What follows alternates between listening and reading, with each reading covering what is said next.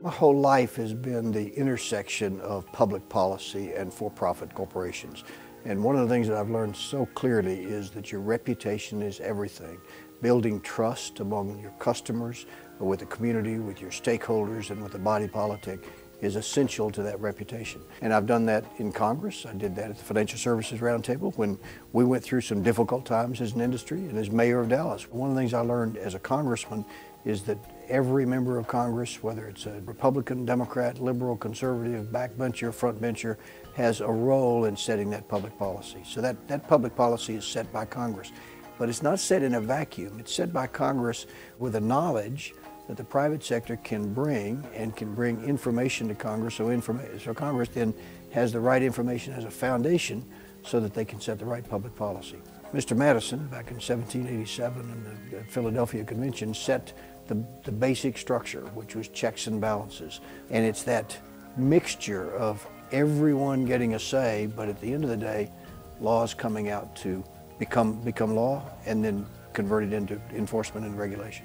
As mayor in Dallas, Texas in the early 1990s, I had both the opportunity and the challenge to identify a way to set the vision for the city of Dallas. Dallas was in a difficult position, set the vision in terms of building economic opportunity, residential neighborhoods, reduction of violent crime, better education, those things.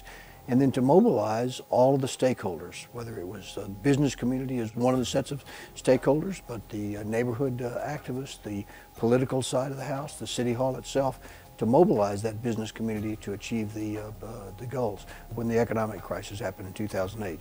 I went to my members of the Financial Services Roundtable, and we realized that the prior model of dealing with mortgages that were underwater was simply not going to succeed. So we created a whole new model of mortgage modification. We reached out to our customers one at a time in letters and phone calls and all kinds of ways and said, look, if you can't pay your mortgage but you can pay a reasonable mortgage, we will modify it so that you can afford it.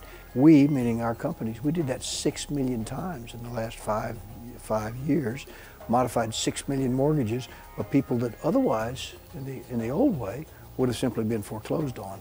But the new way is to modify the mortgage so it still wasn't a gift, but it was a mortgage that people could afford. And we did it through an organization called Hope Now. We announced it literally from the White House, and it continues on to this day. Modify mortgages so people can afford them.